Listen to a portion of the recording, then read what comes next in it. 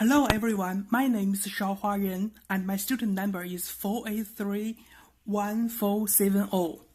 Today I want to give a speech on the research on the hybridization storage of technology on wind power in Australia. So I will give a brief introduction. As you can see, this is a typical wind device that you could see in the wild. So, what is wind power? Wind power is ground by the sun after the different temperature changes and various level of water in the air result in the difference in pressure and around the horizontal high pressure air flow and to low pressure area. That is the formation of the wind. So why it is very important to study on the wind power? Because wind power fluctuations are also attributed to the wind speed variations. These changes depend on the changes in climatic conditions and will result in the intermittent and highly varied power supplies. So as you can see in the pie chart, most of the wind power is generated in Asia and America. And as part of Asia, Australia also have a lot of wind farms. So it is important for us to study on this subject. As you can see in here, this is a typical pool that can storage the wind power. And there are also another two typical storage, that is the solar with wind and the battery with wind. These three components of the basic storage. And as you can see that wind is also blow every time and will stop at every time. So if we don't storage the power, it will be a waste. And so today I want to introduce the research on the storage of the wind power.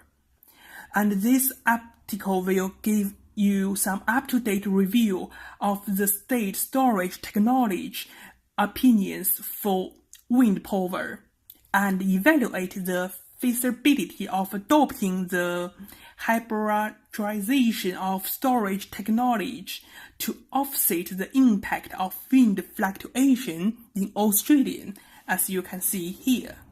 And so you can see from this diagram that this is the fluctuation of the wind. We should control the device that could adapt itself to absorb the energy with the fluctuation of the wind. So we have two research methods. The first one is modeling.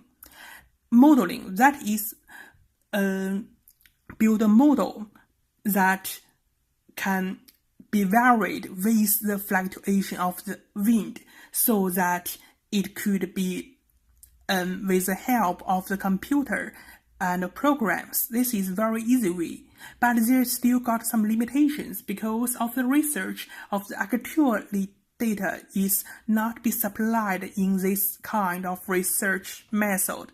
So maybe leads to some mistakes and also cannot adapt itself very well to the change of the wind power. Another one is the real data analysis.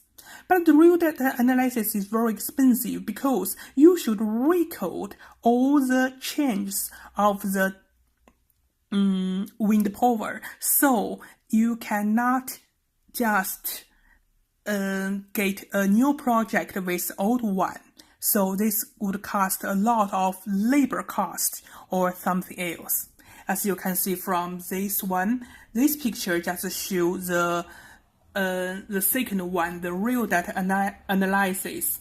So this is the Australian wind farm. As you can see, it's just like at the west coast and the east south coast, like Sydney or Melbourne. And so we should build our own designment. The first one is choose two wind farm and at the same climate so we can decide which storage is better. The second one is quantitative control.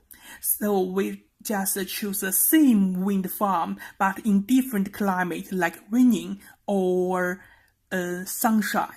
So we can just determine which storage is better. And when it compares to the historical data, like here, and we will get some analysis and basic result. So there are three main conclusions. The first one is very convincing that the model in the format will be conducted directly and which would reduce the cost. But there is still some limitation because the period required would be a few years. The cost for the quantity analysis is really huge. So that's the end of my presentation and thank you for your time.